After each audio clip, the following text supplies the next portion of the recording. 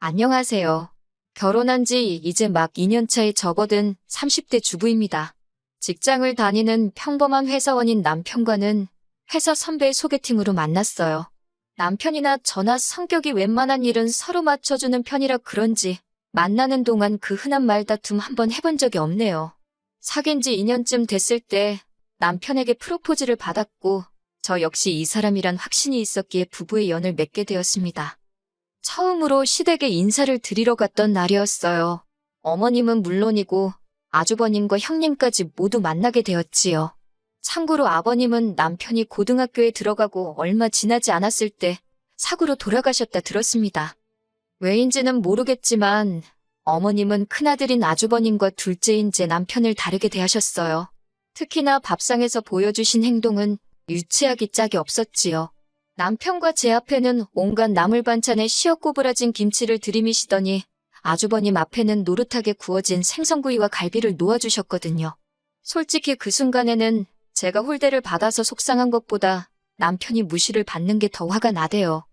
결혼 준비의 경우 어머님은 처음부터 당신이 살고 계신 집 한 채가 재산의 전부라 못 도와주신다 못을 박으신 상태였기에 기대가 없었습니다. 반면에 저희 부모님은 여유가 있으신 편이었기에 5천을 보태주셨지요.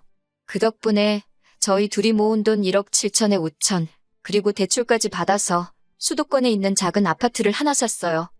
집 이야기가 나와서 말이지만 요새 소위 영끌이라고 하잖아요. 저희도 처음엔 어떻게든 최대한 대출을 받아보려고 했어요. 나중에 태어날 아이를 위해서라도 서울에 자리를 잡고 싶었거든요. 하지만 당장 저희 둘이 잘 벌고 있긴 했어도 대출이자도 무시할 게 못 되고 여러 가지 여건상 영끌은 할 형편이 못 되었습니다. 그래서 어머님께 조금이라도 도와주실 수 없는지 정말 간곡하게 여쭤보았어요. 하지만 어머님께서는 그 돈은 임자가 따로 있다며 안 된다 하시대요. 그리고 얼마 후 생각지도 못한 이야기를 듣게 되었습니다. 어머님이 집을 팔고 아주버님네로 들어가시기로 했대요. 집 판 돈은 다 아주버님에게 주시기로 했고요. 제가 이 이야기를 듣게 된 건 바로 형님을 통해서였습니다. 제가 아주버님이란 인간은 어머님 때문에도 그렇고 별로 좋아하지 않아요. 나이냐고 겨우 2살 차이 나면서 어지간히 윗사람 행세를 해대거든요. 누가 보면 아주버님이 아니라 아주 시아버지가 따로 없을 만큼이요. 하지만 형님은 사람이 순하고 따뜻합니다. 처음 시집오고 돌아온 제 생일에 남편을 제외하고 시댁 식구들 사이에서 유일하게 축하한다 연락을 해준 사람이기도 하고 그래서인지 형님하고는 가끔 커피 한 잔도 같이 마실 만큼 좋은 사이를 유지하고 있어요. 그런 형님이 울면서 전화를 걸어왔으니 제가 얼마나 놀랬는지 모릅니다. 형님은 세상에 이런 법이 어디 있냐면서 아주버님과 어머님 이야기를 시작했습니다. 듣자 하니 제가 다 어이가 없더라고요. 형님이 급한 일로 3일 동안 집을 비웠는데 그 사이에 아주버님과 어머님이 한마디로 작당 모의를 했다대요. 며칠 날 이사 오겠다며 아주 통보식으로 전해왔다고요. 저는 그래도 어머님이 아파트 팔면 그 돈 다 아주버님 주시는 거 아니겠냐며 좋으시겠다 했어요. 그러자 형님이 다시 하는 말이 제가 뭘 몰라서 하는 소리랍니다. 어머님 아파트 그거 지금 2억도 안 가는데 그나마도 근저당 잡힌 게 1억은 될 거라며 그러니 그 아파트 팔아서 대출 갚고 어쩌고 하면 막말로 물려받을 것도 얼마 없는데 너무 속상하다고요. 제가 달리해줄 말은 없었지만 오죽하면 같은 며느리인 저를 붙잡고 하소연을 하나 싶어서 안쓰러웠네요. 그리고 그날 밤 퇴근한 남편의 표정 또한 영 밝지가 않았습니다. 처음엔 회사에서 무슨 일이라도 있었나 싶어서 왜 그러냐 물었더니 남편이 정말 자기 어머니지만 너무한다며 분통을 터뜨리더라고요. 말이 나왔으니 말이지만 저도 남편도 사람인데 서운함이 왜 없었겠어요? 저희 결혼할 때는 땡전 한 푼 못 해준다 하신 것도 서운한데 갑자기 무슨 바람이 불어 아주버님 댁에 들어가시겠다 한 건지 형님 말로는 물려받게 될 돈 그거 얼마 되지도 않는다고 하지만 그거야 사실인지 아닌지 저희가 알 수도 없는 일이고 여러 가지 생각에 머리가 복잡하대요. 그렇게 어머님이 아주버님 댁으로 들어간 지 한 3달쯤 지났을 무렵이었습니다. 어머님 생신이라 아주버님 집에서 다 같이 식사를 했어요. 사실 주말이었으면 형님과 제가 같이 음식도 하고 그럴 수 있는데 어머님이 죽어도 당일날 축하를 받으셔야겠다고 고집을 피우셨거든요. 결국 저는 원래대로 출근을 했고 전업주부인 형님 혼자서 아침부터 음식하느라 고생 꽤나 했지요. 뿐만 아니라 식사를 하는 내내 어머님께서는 형님을 아주 쥐잡듯 잡으셨습니다. 이거 가져와라 저거 가져와라. 아주 종도 저런 종이 없다 싶더라니까요. 어찌저찌 식사가 끝나고 어머님과 아주버님은 당연하다는 듯 거실로 가더라고요. 그 와중에 그래도 저희 남편은 자기가 설거지를 할 테니 저와 형님에게 쉬라고 하대요. 하지만 저는 형님이 어떻게 지내는지 듣고 싶기도 해서 제가 형님이랑 같이 설거지를 할 테니 당신이 거실에 가 있으라 했습니다. 형님도 하는 말이 저쪽 사람들하고 있느니 설거지가 훨씬 마음 편하다며 이런저런 이야기를 나누다 언뜻 보니 형님이 우는 것 같았어요. 그래서 괜찮냐고 물었더니 오늘로 이 짓거리도 끝이래요. 그게 무슨 소리냐니까 그런 게 있다면서 저더러 자기처럼 살지 말라대요. 그리고 얼마 후 집안이 발칵 뒤집어졌습니다. 형님이 편지 한 장 남겨놓고 집을 나간 거예요. 저도 남편을 통해 전해 들어서 정확한 내용은 모르지만 한마디로 어머님 때문에 못 살겠다. 이혼해줄 거 아니면 찾지 마라 그랬다고요. 그런데 어처구니가 없게도 아주버님은 형님을 잡기는커녕 그깟 이혼해주면 그만 아니냐고 해준다 그랬답니다. 그리고 어머님도 집값 거 없으면 집안이 어떻게 되는 줄 아냐면서 아주 삭수가 노랗다며 잘됐다고 내쫓아버리라고 그러셨다나요? 그렇게 아주버님과 형님은 정말 2달도 안 걸려서 남남이 되었습니다. 하지만 아주버님과 어머님의 동거 생활은 오래 가지 못했습니다. 제 추측이지만 며느리가 해주는 밥 드시고 편하게 살려고 학가를 하신 건데 갑자기 아들 밥 해먹이고 빨래해주고 하려니 얼마나 짜증이 나셨겠어요? 그 연세에 다 큰아들 뒤치다꺼리나 하게 될 줄은 모르셨겠지요.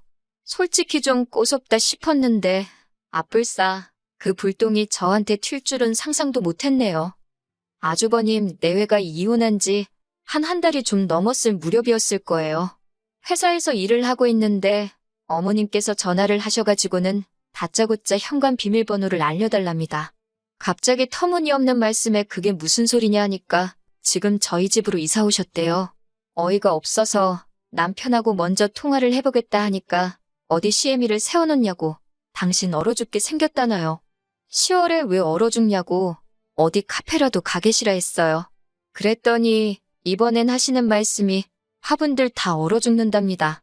저는 밖에서 크는 꽃이면 나무들이며 10월에는 안 얼어 죽더라고 걱정 마시라고 했네요. 그리고는 남편한테 전화를 하니 남편도 금시초문이랍니다. 그러면서 전화도 받지 말고 비밀번호도 알려드리지 말래요. 자기가 일단 최대한 빨리 퇴근해보겠다면서요. 저도 다행히 야근은 없었기에 불이 나게 집으로 향했습니다.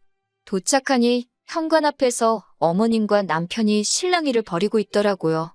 이게 다 무슨 일이냐 하니까 아주버님이랑 답답해서 못 사시겠다고 집을 나오셨답니다. 그러면서 당신은 이제 집을 팔아서 갈 곳도 없고 저희 집에서 지내셔야겠다고요. 황당했지만 밤중에 어머님을 어디 여관으로 모실 수도 없고 집으로 들어오시라 했지요. 그렇게 결국 아이방으로 쓰기로 했던 작은 방을 일단 내드렸습니다. 30개도 넘는 화분을 가지고 오셨는데 저희는 베란다를 다 확장한 집이었기에 놀 데가 마땅치 않았어요. 어쩔 수 없이 작은 방에 두라 했지요. 어머님은 큰애네 집에 있을 땐 당신이 안방을 썼다며 저희한테도 안방을 내놓으란 식이셨는데 그건 안 된다 했습니다. 그리고는 남편이 당장에 내일이라도 형한테 돌아가시라 하더군요. 저희는 맞벌이라서 음식도 다 사 먹고 청소도 사람 불러서 하고 아무튼 어머니하고는 안 맞는다고요. 하지만 어머님이 저희 말을 들은 척이나 하셨겠어요? 바로 다음 날부터 저희가 출근한 틈을 탓 아주 당신 세상이다 싶으셨는지 온 집안을 휘젓고 다니기 시작하셨지요. 어떻게 알았냐면 친정어머니가 보내주신 반찬이 쓰레기통에 들어가 있질 않나, 제 옷장 속 옷들이 멋대로 뒤섞여 있지를 않나, 심지어 제가 없는 사이에 제 핸드백을 들고 외출을 하셨는지 어머님 방에 제 핸드백이 가 있더라고요. 이와 비슷한 일들이 하루 걸러 반복되었고 그럴 때마다 어머님과 저희 사이에서 큰 소리가 오고 갔어요. 그렇다고 어머님을 강제로 내쫓을 수는 없었으니 어쩔 수 없이 어머님이 외출하신 사이에 안방 문고리를 밖에서도 잠글 수 있는 것으로 바꿔달았습니다. 열쇠는 남편과 제가 각각 하나씩 가지고 있기로 했지요. 참고로 문고리는 기존의 것과 거의 동일한 모델이어서 누가 문을 열려고 해보지 않는 이상 잠겨였는지 아닌지 알 수가 없었고요. 그런데 바로 이튿날 오후 어머님이 전화를 걸어오셨습니다. 격양된 목소리로 안방에 뭐를 숨겨놨길래 문을 잠궈놨냐입니다. 저는 어머님이 들어오시는 게 불편해서 잠궜다고 솔직하게 말씀드렸어요. 그랬더니 이번엔 저더러 무슨 찔리는 짓거리를 하고 다니냐대요. 말려들면 저만 손해니까 집에서 뵙자 하고 전화는 끊었는데 기분은 영 나쁘더라고요. 그리고 그날 밤 정말 처참한 광경을 목격하게 되었습니다. 집에 도착하니 저희 안방 문고리가 처참하게 나가떨어져 있더군요. 어머님 말씀이 당신 화분이 하나 없어졌는데 그게 예뻐서 제가 가져갔다 싶더래요. 그런데 방문이 잠겨 있어서 당신이 망치로 뜯었다는데 어이가 없다 못해 소름이 끼치더라고요. 그리고는 급기야 그러니까 왜 사람 갑갑하게 안방문을 잠그고 다니냐고 소리를 지르셨어요. 어머님의 그 태도가 어찌나 당당한지 모르는 사람이 봤으면 제가 진짜 무슨 큰 잘못이라도 한 줄 알았을 거예요. 그리고 곧이어 퇴근한 남편이 들어왔습니다. 제가 떨어져 나간 안방 문고리를 보여주면서 남편에게 하소연을 하니 어머님이 저더러 웃기는 X라면서 시애미가 안방에서 뭐라도 훔쳐갈까봐 잠궜냐는 식으로 저를 정말 천하의 나쁜 X로 몰아가시더라고요. 그러자 남편이 내가 잠그자고 한 거라며 우리끼리 잘 살고 있는데 갑자기 나타나서는 왜 이 분란을 만드냐고 어머님께 악을 쓰더라고요. 형네 이혼시킨 것도 부족해서 나까지 이혼시켜야 직성이 풀리겠냐고. 그러자 어머님이 남편더러 여자에 환장했냐고 악을 쓰시는데 남편이 어머님을 거의 끌고 나가더라고요. 놀란 제가 뒤쫓아 나가는데 남편이 끌고 나간 어머님을 그대로 차에 태우더니 아주버님네 모셔다 드린다 하대요. 그렇게 좋아하는 큰아들한테 가서 살라고 둘째인 자기는 죽었다 생각하라면서요. 놀란 저도 차에 올라탔습니다. 어머님은 아주버님네로 향하는 내내 저희한테 욕을 하시다가 또 눈물을 쥐어짜내시다가 아주 난리도 이런 난리가 없었습니다. 그런데 저희 남편은 그런 어머님을 보고도 꿈쩍도 안 하더라고요. 아주버님네 도착해서는 차에서 내리지 않고 버티는 어머님을 강제로 들어옮기다시피 했지요. 결국 그렇게 어머님은 다시 아주버님네로 돌아가셨습니다. 집에 도착한 남편이 현관 비밀번호도 바꿔버리더니 내일 사람 불러서 화분도 다 그 집에 보낼 거라며 저더러 더는 마음 쓰지 말랍니다. 이런 꼴을 보게 해서 미안하다며 앞으로 자기는 가족은 없는 셈치고 저 하나만 보고 살 거라며 저한테도 그래달라 하대요. 그리고 며칠 뒤 아주버님한테 연락이 왔습니다. 한다는 소리가 형님이 너무 그리워서 그런다며 그래도 형님하고 저는 사이가 좋지 않았냐고 혹시 지금 형님이 어디 있는지 아냐입니다. 알지도 못했고 안다고 해도 제가 미쳤다고 그걸 알려주겠어요?